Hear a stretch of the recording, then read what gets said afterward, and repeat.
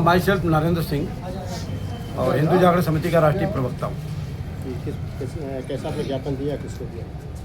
पिछले महीने में 9 तारीख को हम लोगों ने एक ज्ञापन दिया था। यहाँ के मास्टर प्लान के जो जेई हैं वो अनधिकृत ज़मीन पे निर्माण कार्य कैसे हो रहा है, सरकारी ज़मीन पे, और वो जमीन बन भी गया, इस पे कोई कार्रवाई नहीं ली गई। इस पे संज्ञान दिया गया डीएम महोदय को भी और मुख्यमंत्री जी को भी, लेकिन आज 1 तारीख है, कोई संज्ञान नहीं लिया गया।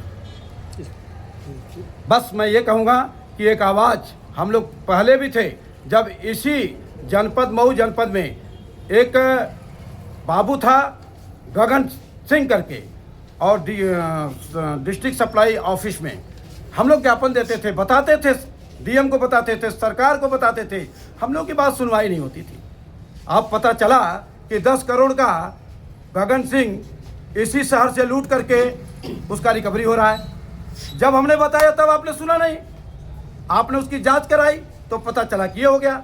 मैं ये कह रहा हूँ कि जनपद के अंदर अगर ये मास्टर प्लान का जेई पे अगर मैं सवाल उठाता हूँ तो या तो उसको कह दो कि वो नीट एंड क्लीन है, और या तो उसकी जांच कराओ।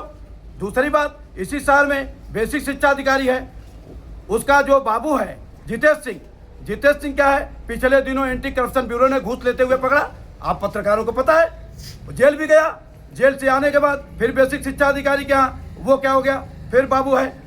करोड़ों का गबन हो रहा है, और इसके बावजूद भी हमारे जनपद के ईमानदार माननीय हमारे श्रीमान डीएम महोदय संज्ञान में नहीं लेते हैं, तो बहुत कष्ट और पीड़ा है। हम ये धनुगाही का काम हम नहीं कर रहे हैं, हिंदू जागरण समिति धनुगाही का काम नहीं करेगी। आप कहीं सोचो कि ये बातें करके हम वसूली करने जा रहे हैं, माफ़ करिएगा, ये लड़ाई हम गगन के समय भी लड़े, ये लड़ाई आज भी लड़ रहे हैं। हम जनता की आवाज़ हैं।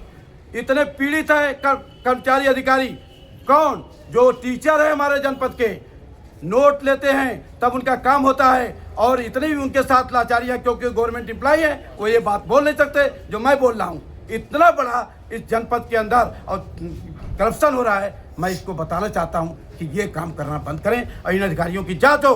अगर गगन की जांच हुई, 10 करोड़ रुपये पाया गया, तो जितेश सिंह की भी जांच हो, और ये जो अवर अभियंता है इसकी भी जांच हो। करोड़ों रुपया मिलेंगे, और वो करोड़ रुपया किसके होंगे? इनके बाप के हैं, इनके तनख्वाह के हैं? नहीं, ये भारत की जनता का है, ये मऊ की जनता का है। ये जांच होनी चाहिए।